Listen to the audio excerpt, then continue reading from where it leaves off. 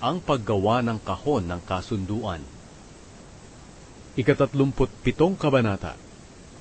Ginawa nila Bezalel ang kahon ng kasunduan. Kahoy ng akasya ang ginamit nila. May 45 pulgada ang haba ng kahon, 27 pulgada ang lapad at taas nito.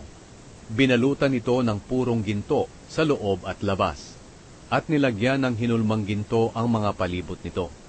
Ginawaan din nila ito ng 4 na argolyang ginto at ikinabit sa 4 na paa nito. Gumawa sila ng tukod na akasya na binalutan ng ginto. Ikinabit nila ang mga argolya sa bawat gilid ng kahon para mabuhat ang kahon sa pamamagitan ng mga tukod. Ginawaan din nila ang kahon ng takip na purong ginto. May 45 pulgada ang haba at 27 pulgada ang lapad. Gumawa rin sila ng 2 gintong kerubin at inilagay sa bawat dulo ng takip ng kahon. Nakalukob ang mga pakpak ng mga kerubin sa ibabaw ng takip para maliliman nila ito. Magkaharap ang 2 kerubin at nakatingin sa takip. Ang paggawa ng mesa na nilalagyan ng tinapay.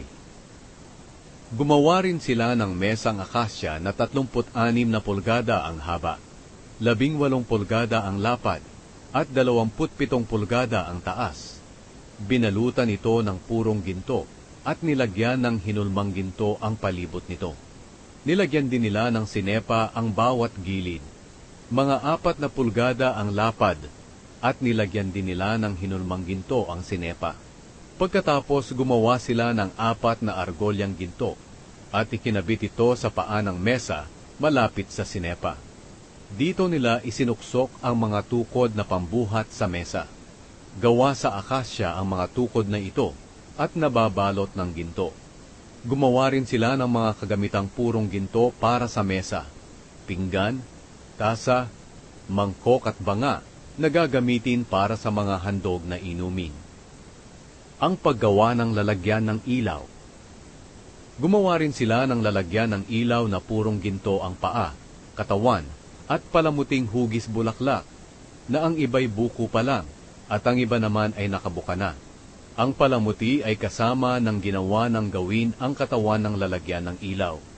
Ang lalagyan ng ilaw ay may 6 na sanga, tig-3 sa bawat gilid.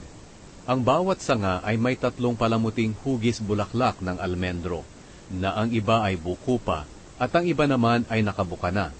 Ang katawan ng lalagyan ng ilaw ay may 4 na palamuting hugis bulaklak ng almendro, na ang iba'y buko pa, at ang iba naman ay nakabuka na.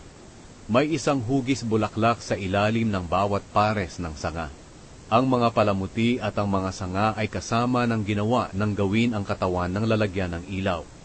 Gumawa rin sila ng 7 ilaw, mga panggupit ng mitsa nito, at mga pansahod sa upos ng mitsa ng ilaw. Purong ginto ang lahat ng ito. Ang nagamit sa paggawa ng lalagyan ng ilaw at ng lahat ng kagamitan nito ay 35 kilong purong ginto. Ang paggawa ng altar na pagsusunugan ng insenso.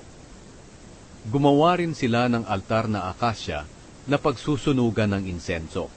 Kwadrado ito, 18 pulgada ang haba, 18 pulgada ang lapad, at mga 3 talampakan ang taas. May parang sungay ito sa mga sulok na kasama ng ginawa ng gawin ang altar.